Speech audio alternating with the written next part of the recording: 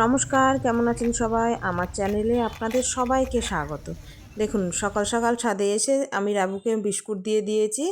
আর এই দেখুন আকাশটা দেখুন কি মেঘলা করে আছে। মনে হয় আজকেও সূর্যি মামা একটু দেরি করেই উঠবে। তবে আকাশটা দেখতে খুব সুন্দর লাগছে। কিন্তু ছাদে বেশিক্ষণ থাকলে হবে না, খুব তাড়াতাড়ি নিচে আসতে হবে। মানে আজকে হচ্ছে বিপত্তারিণী পুজো। আমি বিপত্তারিণী পুজো করি, কিন্তু এবছর আমাদের হবে না। আমি একটু মন্দিরে যাব ঠাকুর প্রণাম করতে। তাই নিচে এসে খুব তাড়াতাড়ি রান্না বসিয়ে দিয়েছিলাম। এই যে সুজিটা হয়ে গিয়েছে, আর এদিকে হবে পাঁচমিশালি তরকারি আর ছোলার ডাল। তা ছেলের স্কুল আছে, তার জন্য আবার ভাত হবে।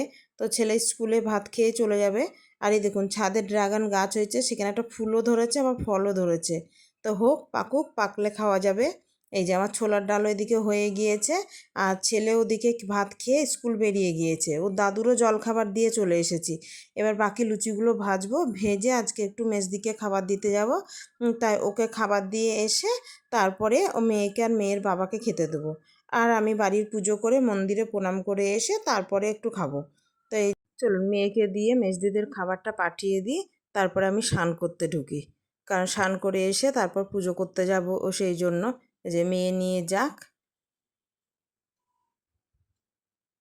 এই যে আমারও স্নান করে চলে এসেছি, এসে আলতা পরতে বসেছি। আমার আবার এই পুজো পালের দিন একটু বেশ আলতা পরতে বেশ ভালোই লাগে, তাই আলতা পরতে বসেছি। আলতা পরা হয়ে গিয়েছে, এবার ঘরের পুজোটা করে নিই, দিয়ে তখন মন্দিরে যাব।